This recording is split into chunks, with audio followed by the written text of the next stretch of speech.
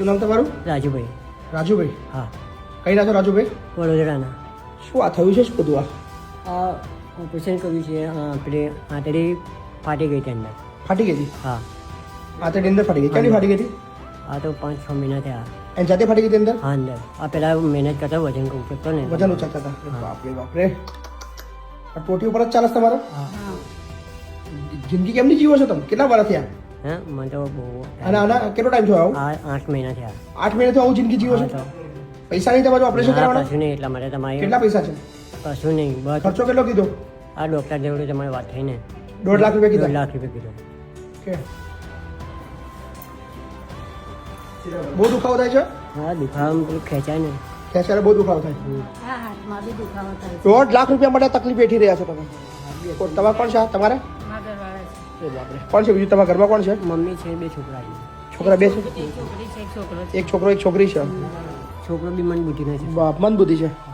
સો 1.5 લાખ રૂપિયા યાર એટલી મોટી રકમ છે કે આ ભાઈને આવી જિંદગી જીવવી પડે.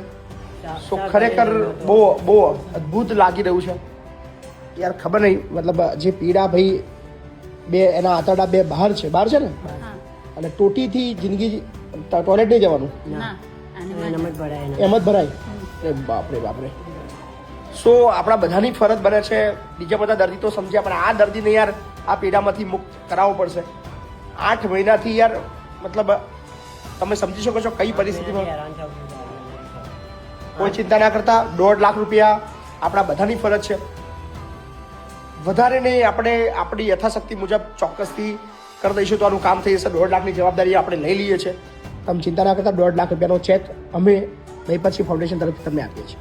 બરાબર છે? તમારું ઓપરેશન કરાવો. આપણે સો આ બધાની ફરજ છે. સમજી ગયા ને? 100-200 રૂપિયા બી આપીશું આપણે તો બી કામ થઈ જવાનું છે. સ્કેનર વિડીયોના અંતમાં આવવાનું છે. 1.5 લાખ રૂપિયા હું આજે જ એની બાંયધરી લઈ લઉં છું. ઓપરેશન ભાઈનું ચાલુ કરાવડાવીએ છીએ. Thank you.